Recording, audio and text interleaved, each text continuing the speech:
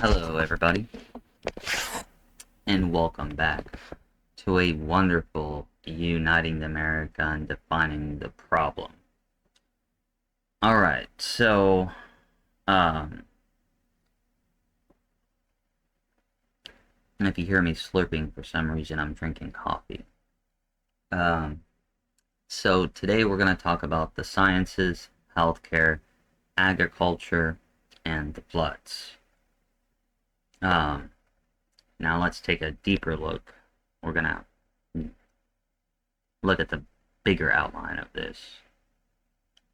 Okay, so now you're on my Twitter page, you know, because I let people know in advance, especially when I'm doing my Monday thing, what am I gonna be talking about on Monday, you know? I'm trying to make Mondays great again. Alright, so today in Uniting America, the problem with the sciences. We need major reform in academia, which I'm going to go into. Another discussion is going to be about the healthcare system and the major reforms needed with that.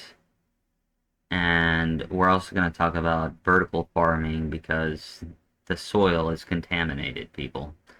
And getting our water from the ocean and not the ground.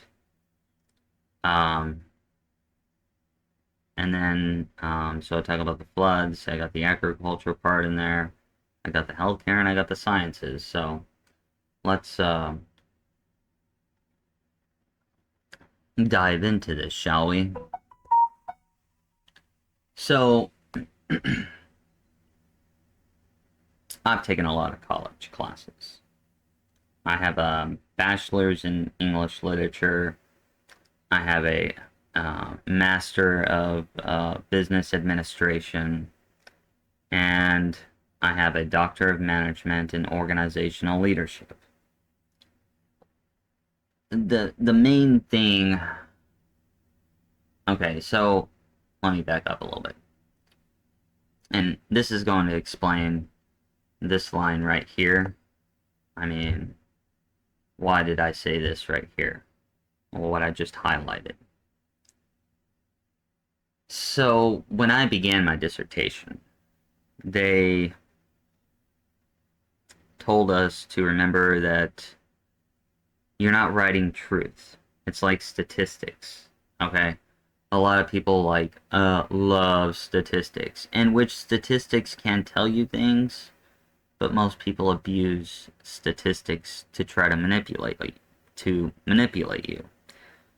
Just in the same way that most people use research to manipulate you.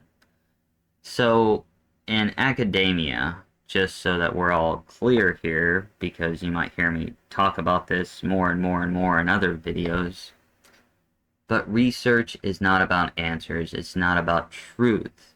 What research is about is gathering a body of evidence. Now, that body of evidence can lead to truth, but you gotta be wary about evidence. Sometimes you might miss something, you know? Sometimes, you think you have the answer, but it's really not the answer.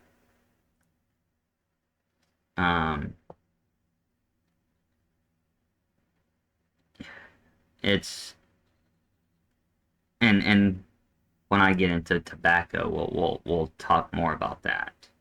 But the most important thing about research is always, where did this all start? A lot of people want to jump ship into what's going on present day. Well, you gotta find out where the shit began.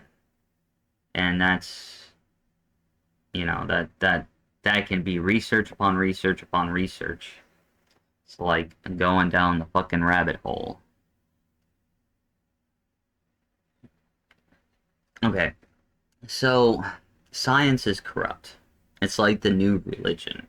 And science shouldn't be a religion. It shouldn't be dogmatic. One of the things that I was kind of disappointed was I had to actually fight for me to be able to get stuff about the Bible in my dissertation. And yes, the Bible can be studied independently as a scriptured text, and not, you don't have to put the religious part in it. And so if you go back and you look at my dissertation stuff, when I come to the Bible part, I had to fight to get that in there. I had to show that it could be used in academia, which it could. I mean, the Bible's been studied throughout in academia, and we've been getting into some of those topics, like when I did when I started the whole "Is Dan the tribe of Sparta?" on my Bible Unveiled. So, but it's just not only that. I mean, okay, so one of the other issues is China and Russia have also, like, put a whole bunch of, like, I would say, false journals out to make research more complicated. I prefer the double-blind, peer-reviewed um, method, because when you do single-blind, or you get away from the double-blind, a lot of those journals are having friends review it, or I scratch your back, you scratch mine. Hey, you review my paper, I'll review yours. We'll get this thing published, and they can know the names. If there's one blind, and it depends on who's blind, but a single blind, there might be one blind. As in, I don't know, the editor or the actual peer reviewer, or maybe it's the author itself. I don't know. Well, I mean, I do know, but it just depends on the journal. You have to look at the journal and go to their requirements. There's a requirement section in every journal to get published, and they will list whether they are single blind or double blind or whatever method that they use. They put it in there. They also have the standards for the researchers in the paper. And just to let you know, I mean, like, the data that I have, here's another thing that I find weird. I have to destroy the data in 3 years. 5 years. 3 years. Something like that. I don't know. I wrote it down. It's not time yet for me to destroy my data, and I gotta do it by fire. So, but in a sense, I kind of understand that in a way, because that's about privacy, I guess. And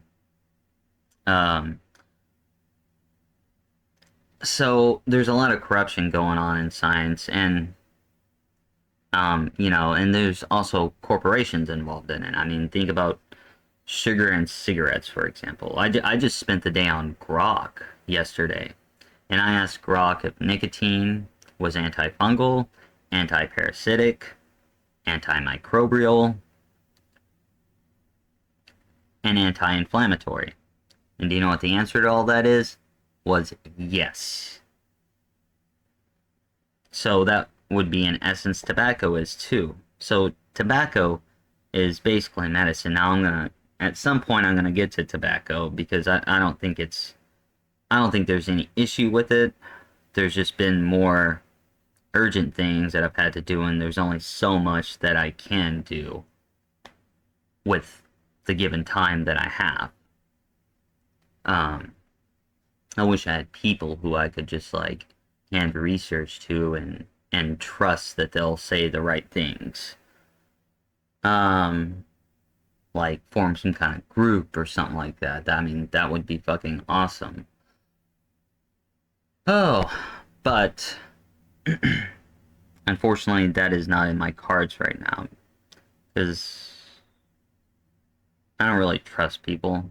I mean, I give them the benefit of a doubt, but when it comes to research, I know that it's best if I do it myself. But if anybody wants to add anything to my research, or say that, they don't believe what I say and stuff like that, or they have new evidence that might shine some light, hey, I'm all open to that. just better be pretty damn good. Um, and Robert Maxwell, Epstein, and I like to call her Ghislaine Maxwell, but I guess we'll say Ghislaine Maxwell. Um, you know, that was Ghislaine Maxwell's father that created the whole academia thing, and he was an Israeli Mossad agent. So, um, so in other words, they're definitely using, and I'm not against Israel. I just want to state that. Well, I'm not against the people. I just know that Israel it's not the Israel of the Bible. It's a Rothschild or Rothschild created Israel. It's a created state, not the same as the Israel in the Bible. Okay, just want people to know that. Um, but so there's so many journals now that it's all controlled information. You know, I mean, people should have figured that out with the whole fat and sugar study when they tried to blame fat, which is something that you need. Sometime I want to go into diet too, but fat is something that you need. That is our primary source of energy. Okay? Um, and they tried to say, or they did say, that fat was responsible for heart disease, not sugar. And sugar is something you definitely need. You should stuff yourselves with sugar. But when that fat study came out, they started making fat-free stuff. Do you know what they replaced it with? Sugar. Which led to more fucking problems. Because sugar is like so bad, people. And that'll be a discussion that um I don't feel quite yet prepared for that because I'm still kind of researching and finding my way on that. And uh, I'd like to say I'm keto, but I'm not really keto. I haven't really kept track of the carbs that I have, but right now I'm imagining 100 to 200 carbs a day. Um, I really don't think 200, but I'm just floating that out there just in case if I underestimated. I would like to say I'm really between 100 to 150. Um, but I either want to get really close to keto or be in keto.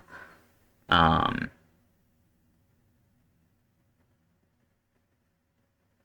let's see here. So there's just a lot of things going on with the science. I mean, it's corrupted from all angles, from universities trying to hold on to power and ideas, and you have the problem in every discipline because you got the theory of evolution. Oh, we have to at least go through and buy that. You can't challenge that. You can't challenge that sugar is bad because they'll get on to you for that. You know, it's okay to say tobacco is bad and fat is bad and red meat is bad, but don't you dare say that sugar is bad. Um, so what they ended up doing was they ended up trying to say that certain things are right, but research isn't really about truth. And even when you think you got the truth, you may have missed something, and you need to go back and retrace your steps and find out where everything went wrong. Because we don't have the answers. The answers aren't all there yet, stuff like that. So there's definitely a lot of misinformation coming out from academia, and you got to read the studies very, very carefully. Just not the conclusion, and just not the abstraction. Because you need to read the details, and you need to understand how to read it. And if you don't really understand how to read it, start looking up the words, start looking up YouTube videos, like, what does this section mean? What does that section mean? Why are they saying this? Why do they go into a methodology? Methodologies are important, Um, and because it tells you about the study. Like my methodology was quantitative, not quantitative, qualitative. My and it was a Delphi study, which means mine had to do with experts and um, I wasn't in face-to-face interaction with them. That's what a Delphi means. You independently ask experts questions. And what most of this is about when it comes to a Delphi study is that you're letting these experts come to a consensus, or you're finding the consensus through questioning. And there's 3 different rounds of questioning. And what it's supposed to lead to is a good deep understanding, but it's also supposed to lead to somebody else or maybe yourself picking it back up, because it's going to lead you to places to where you need more answers. And so you have to ask more questions, but through a different methodology, such as maybe case study or some of the other ones that I can't really think of and have weird pronunciations. Because it's the morning and I really don't like school anymore. I really don't want to get involved with academia after my dissertation. I need like 10 years to let my mind break from that, because that was like working like every day, 12 hours a day or more on a paper that I completed 3 years under like extreme circumstances. Um, so there's just a lot into it, and you can't point to one study and say that's the truth. And I don't understand why people think that and believe that. It's like one study comes out and says this, one study comes out and says that, and they're like, it's all about the evidence, but also about the study. Things could go wrong in the study. They may have done something wrong in the study. You know, they may not be telling the truth. And always be wary of government-funded studies, because a government-funded study means that the government's controlling the truth. Okay, that's another thing. I wasn't government-funded in my study. Okay. I'll go more into this when I write the book, my novel, when the jester interviews me. So because man, I could really go on a lot in this, but we're gonna leave it there for now. I'm not trying to create an hour-long video. Um, so let's talk about the healthcare system real fast. All right, so one of the things that's really wrong with the healthcare system is insurance and government. The main reason why healthcare is so expensive is because everybody wants to dip their hands into the honey pot. You know, the government does now. They control it. Trust me, they're getting money from it. And same thing with the insurance companies. I mean, that's the main reason everything's really so expensive, is because of insurance companies. Because doctors and hospitals have to jack up prices so that they can make a profit, and the insurance companies can make a profit. Okay? So those are 2 key things that are wrong with the healthcare system. And we really need to get rid of this current healthcare system, or reinvent it or something, before they try to make some kind of super virus to take control of you. And we'll get into that later when we get down to the next topic, agriculture and the floods. So we're going to leave that there for now. You'll understand what I just said when we get into that, or when you watch the video. The other thing that needs to be done is we need to, well, I think that some of the medications and stuff like that might be okay under certain situations. I think a lot can be reversed through the keto diet. And also alternative methods, positive thinking, meditating, frequency, um, um, acupuncture, learning your chi and how to develop it and how to use it to heal your body. In the keto diet, I forget the term, but there's like a keto gluten metazine or something like that. I got the term. I just can't remember exactly how to pronounce it off the top of my head, because the word's like 15 letters. But it actually states that whatever that element, that molecule is, that keto glutamization or whatever, it heals your body, okay? And this is scientifically documented. So we have the tools within our body to heal ourselves. But I think we should incorporate new things, even holistic medicines. We need to bring those back because the current system, like your medication is derived from oil, which I don't think is really healthy at all, because I don't think digesting plastic is healthy. So there, and it was created by the Rockefellers. The Rockefellers demonized the holistic approach so that they can make more profit off their oil medicine. Okay? Which there might be some situations where some of that might be necessary, more in the extreme cases, but for the most part, I think alternative solutions can handle everything else. And we need to make stem cells more available, and things of that nature, and cheaper. So there are methods that can be used to reform the healthcare system to make it more affordable, to where we don't have to have the government intervening in us all the time. Because that's the thing, is they create the problems, then they provide the solution, and their solution screws with our freedoms and messes everything up.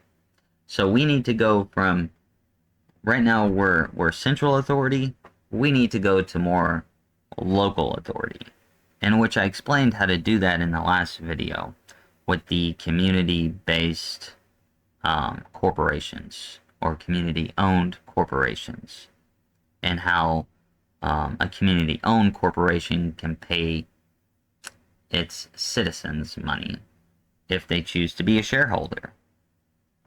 You don't have to pay anything, you just live there and make sure that the corporation is run smoothly, whether you're working or managing systems or whatever it is that you're doing. Maybe your job is just to vote. I don't know.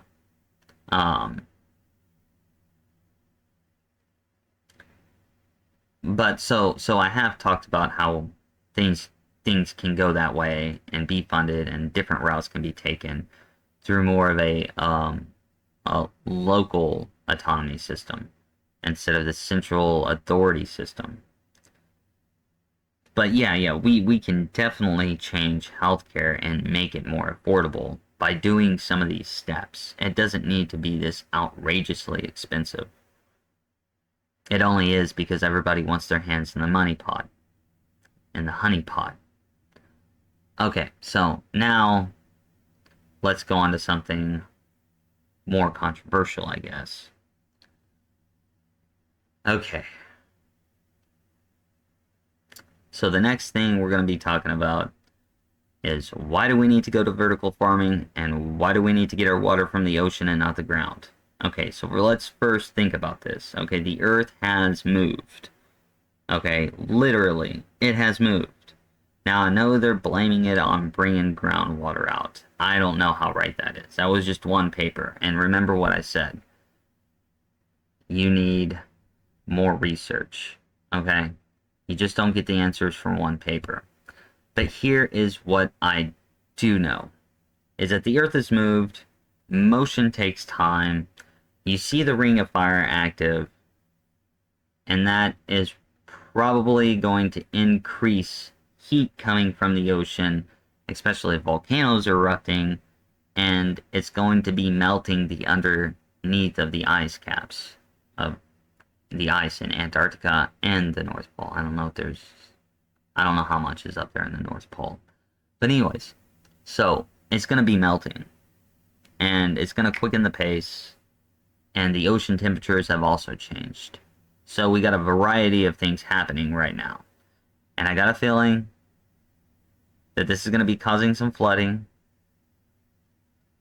major flooding. Like, we could see, like, all the original 13 colonies underwater kind of flooding.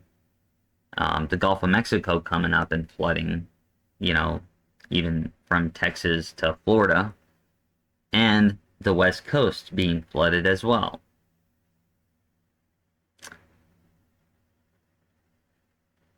And there's plenty of water in the ocean. And we need to just stop using groundwater and also let our soil heal. And I'm going to get to why we need to let our soil heal here soon. I mean, there's a lot of things, but we've you know, not only have we used up the nutrients, I believe, but there's other things going on with the soil. So why not? We just need to start using the ocean water, and if we do that, there could be a good chance that we could stop the flooding that's supposed to happen in the future.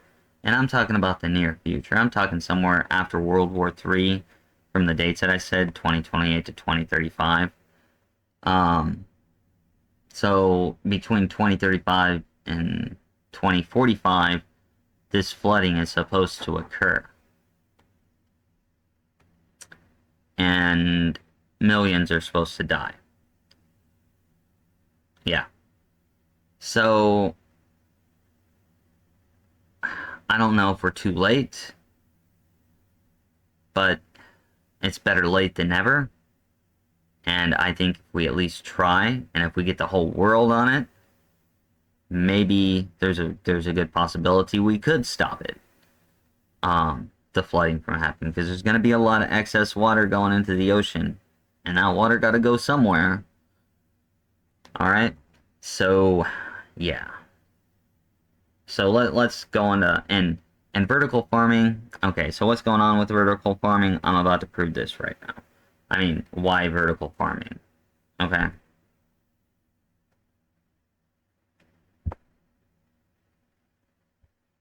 Okay, so here's one thing. Okay, so yes, the U.S. has a significant problem with ground lead contamination, primarily from the historic widespread use of leaded gasoline and lead-based paints, which settles into the soil and remains there for decades. And you know what? Airplanes still use leaded gasoline. Okay? Look at all this. Okay? It all fucks all of us up. Still today. Okay?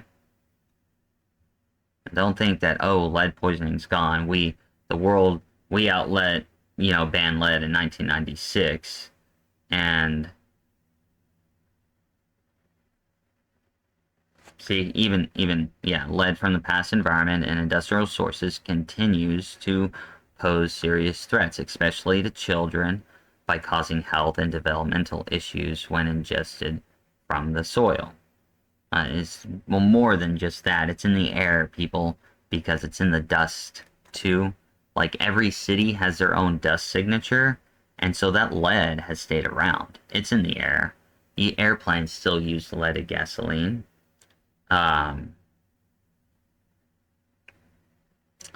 Let's see here.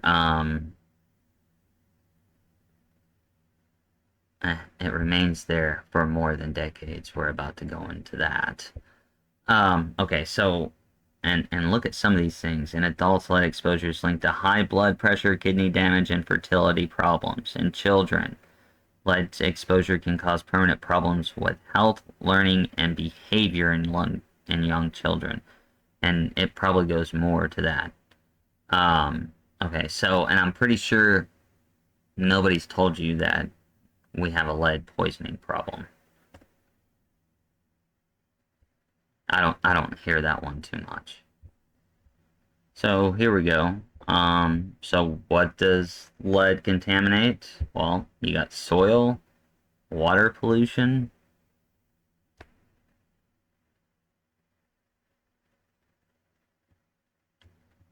you got wildlife impacts, you got ecosystem disruption, persistence and bioaccumulation. Lead is persistent pollutant that remains in the environment for long periods. It can bioaccumulate in the food chain, concentrating in higher level predators such as birds and fish. Environmental impacts. I mean, lead is in fucking everything, okay? Alright, so after that one, and I know what you're thinking. You're like, but they banned it in 1996, but they didn't ban it from the world until 2021, and, you know, the air spreads around everywhere, okay? We get air from Africa that comes to the United States, and that air came from somewhere else, and blah, blah, blah, blah, blah. Okay? Everything's all connected, people. So, how long does lead stay in the environment? Lead can poison the environment indefinitely because it is an element that does not break down or decay. That's because it comes from like radioactive isotopes. Once released into the soil and water, lead remains there for potentially over 1,000 years unless it is physically removed or safely disposed of. Human activities like mining, manufacture, distributing lead paint contribute to significantly to environmental lead contamination.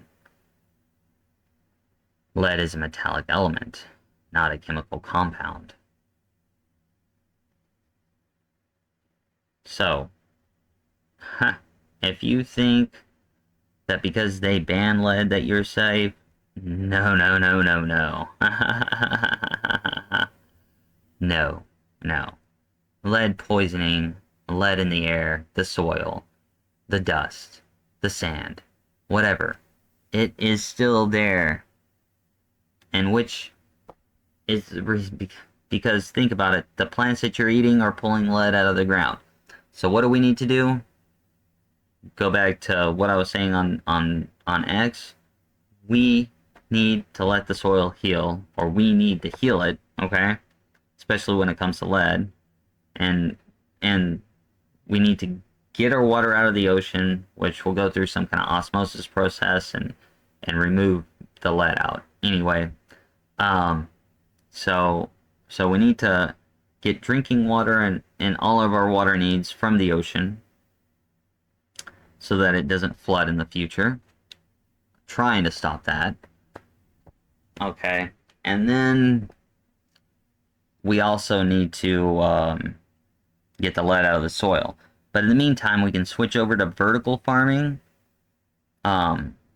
which is really good, and we can get things more nutritious that way as well too, and even for our animals that we feed for meat, and you know, those that do choose to eat, you know, vegan and stuff like that, or vegetables or fruits. I mean, I still eat vegetables and fruits,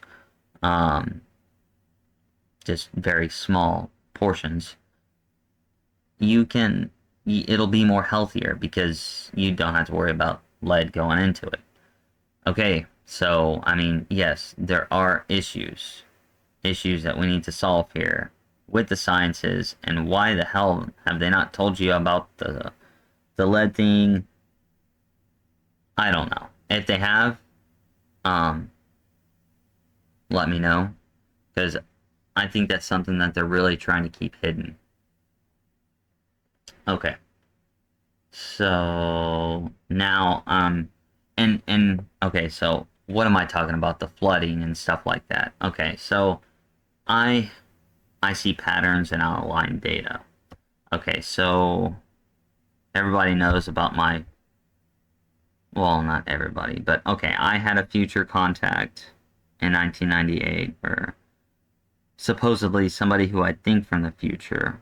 That's my best educated guess, and I don't see how they could know the information if not. Contact me in 1998. Um, they told me I was right. Um, I don't necessarily know what that means yet, but I got a feeling I'm gonna probably find out. Um, okay, so I'm going to leave the link to this video right here, because this talks about remote viewing 2050, Civil War. I don't think it's gonna be Civil War. He doesn't really necessarily confirm Civil War either. But the flooding and the superbugs I talked about, AI doesn't seem to be as bad as people are making it out to be. It's just going to be integrated in different ways, kind of like the internet. But the main thing I'm talking about here is the flooding and the superbugs. Okay, and this is one piece of evidence. I was given the stuff that led up to this, and so I don't know if it was I was right about this, or I was right about some of the future things coming out, or maybe I'm right about it all. I don't fucking know. I'm trying to make sense of this as much as I can, and these are some of the things I've learned in my leadership degree about forecasting the future, and so I take a look at these things, and I understand them. So that's why okay, so watch this video and you'll understand why I talk about using the ocean water as for our water and for crops and stuff like that, so that we can either lighten, lessen, or hopefully not have to worry about a flood. And then you'll understand the superbug and the healthcare system thing that I got into.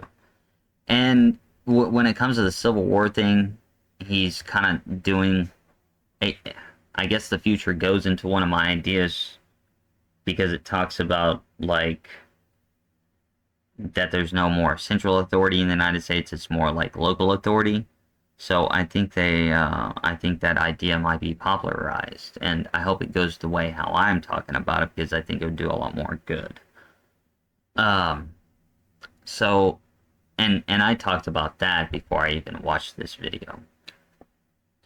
These two started influencing me on thinking about different things. Well, I already knew that the healthcare system was going bad, but now that I see that they're going for control, yeah, we gotta do something that reduces that possibility.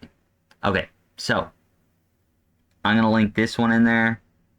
This was a really good video. It may be 54 minutes, but it's worth it. Okay. And then I'm gonna get into the other thing.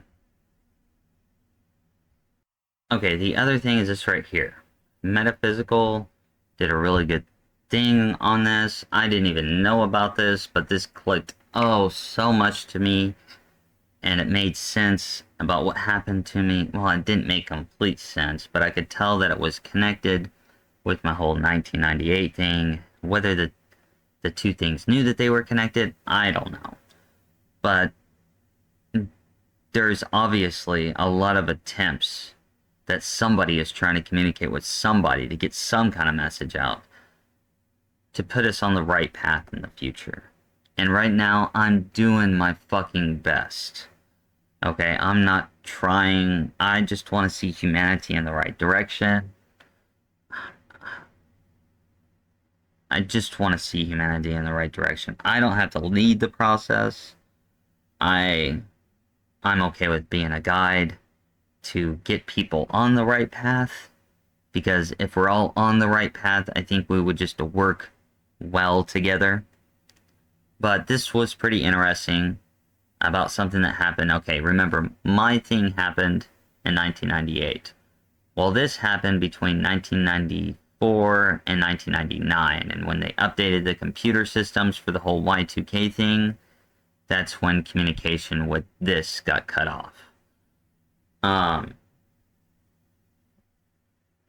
So, and it was called the Channy Project, where they had some scientists communicated with some entity from another realm, talked about what's coming for humanity, and I believe that this relates to the upcoming floods that we might be facing.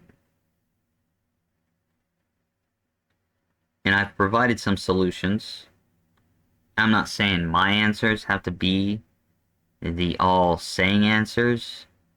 I'm just trying to get people started in this conversation, because the more we talk about it, the better the ideas come from it. So I'm going to leave their link in there. There's more than one video on this. I'm going to leave the link to one of them. If you like it, you can look for the other ones. I enjoy Metaphysical. I enjoy Rise TV. I disagree with them sometimes, but they do a good job, and to me, they're entertaining. And I feel like they're really good people trying to do the right thing. But nonetheless, this was a very, very interesting thing, the Channy Project. And it's still up on their website today. Not like the Rise TV, but where they got the information. And if you just listen to it, they'll tell you exactly where it is. But it's very interesting. Check it out. And it does also kind of warn about a flood coming. Which these are things that we can prevent or lessen if we take the right steps. But we need to come together, and we need to start acting. Because future and lives will depend on this. Alright. I can't believe I talked for this long. Well, actually I can, because I knew that I was going to get into a lot of stuff. So that's why we need to take water from the ocean, and why we need to go to vertical farming while the soil and the air, it all heals. We need to get lead out of this system, and we need to find better pathways to energy. Alright, well, on that, I'm going to see you next week for another Bible Unveiled, where we continue the search for whether the tribe of Dan was the Spartans.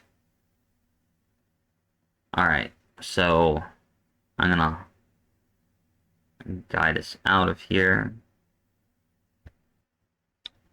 And this has been a Wonderful Jester production. Let me be your Hyoka. And I will see you next week for the Bible Unveiled.